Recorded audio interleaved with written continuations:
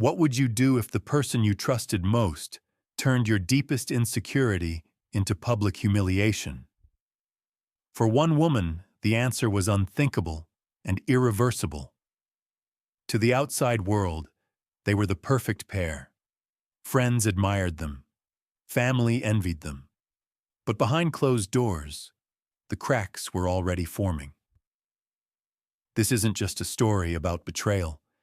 It's about a trust so deeply broken, it could never be repaired. And when the truth finally surfaced, it left even the most seasoned investigators speechless. It started like so many modern love stories do. Two young women meeting by chance, connecting over shared interests, laughing late into the night over messages that stretched for hours.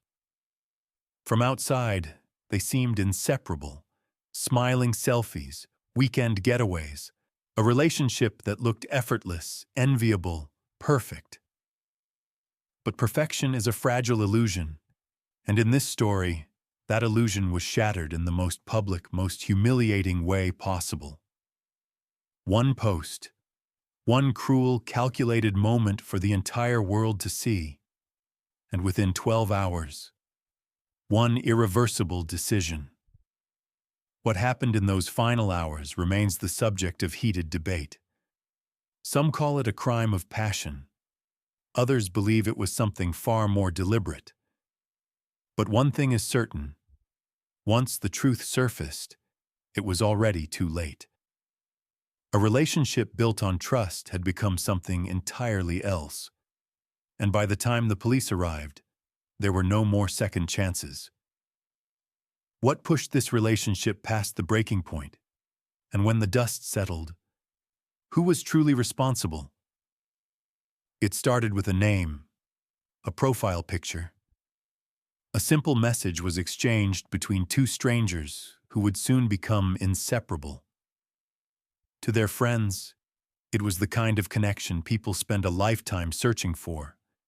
Effortless, passionate, full of inside jokes and late-night conversations that stretched until dawn. A love that seemed boundless. But behind the carefully curated photos, the public declarations of devotion, the shared playlists and whispered promises, something else was taking shape. Something few people saw, and even fewer understood. One of them would later describe it as the happiest they had ever been. The other would never get the chance. Her name was Brianna Holloway. She was 24 years old, a daughter, a friend, a dreamer, someone who filled every room she entered with warmth, who kept a journal filled with plans for a future she would never live to see. She had a habit of writing down her thoughts.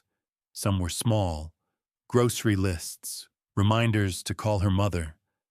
Others hinted at something deeper. Her friends noticed the changes first, the way her laughter became quieter, the way she started pulling away, the way she flinched at things that never used to bother her. But when they asked, she always had an excuse. She was tired. She was busy. She was fine. Then came the post, a single, carefully worded message for the entire world to see, a message that would set off a chain of events no one could stop. Within 12 hours, she was gone. 911, what's your emergency? What really happened that night? What pushed this relationship past the point of no return? And when the truth came out, was it too late to stop what had already begun? It was just a post, a few words, a single image, uploaded in seconds, seen by thousands. But for two people, it was the beginning of the end. Some called it harmless. Others saw it for what it really was, an attack, carefully designed to wound in the most public way possible.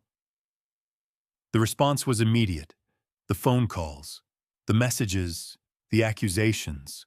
A relationship that had already been crumbling was now collapsing in real time, and the entire world had a front row seat. Why would you post that? Do you have any idea what you've done?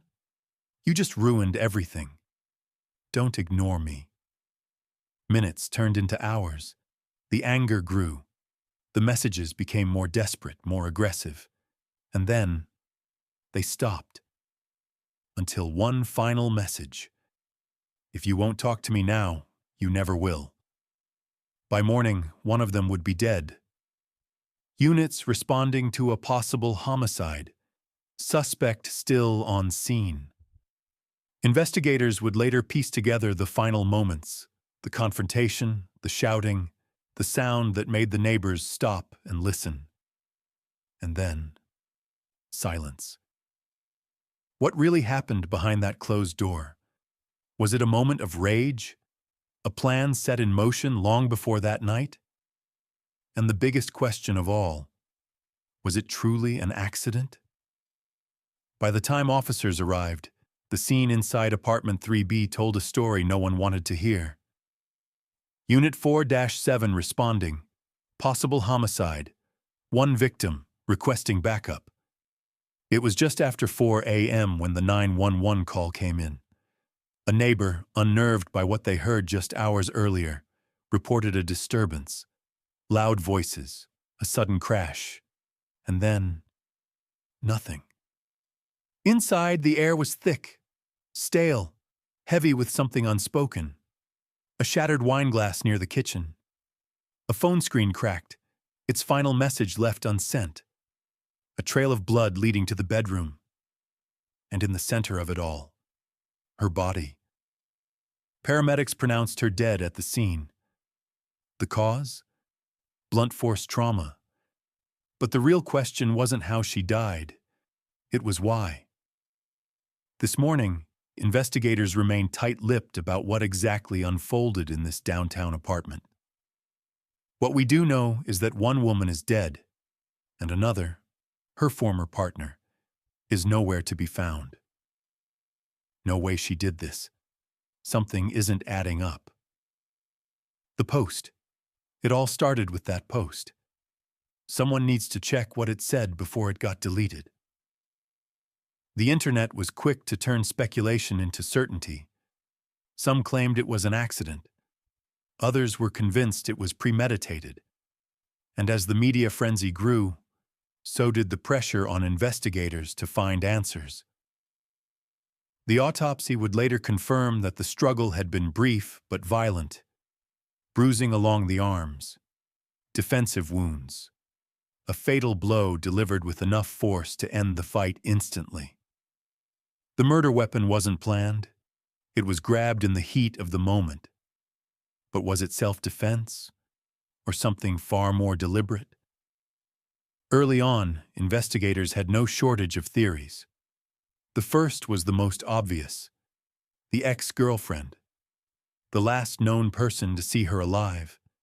The one who sent those final messages. But if she was guilty, where was she? She wasn't alone that night.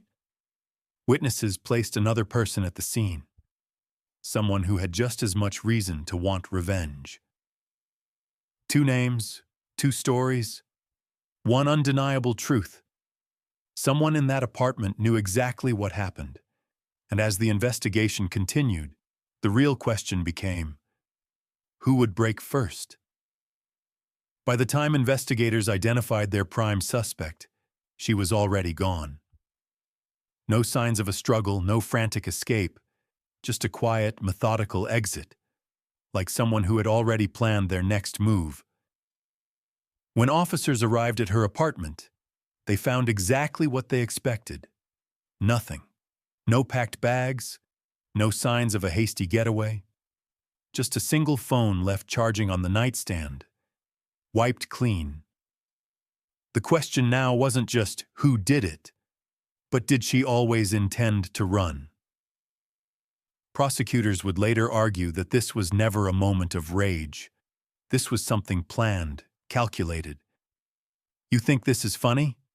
Keep pushing me and we'll see what happens.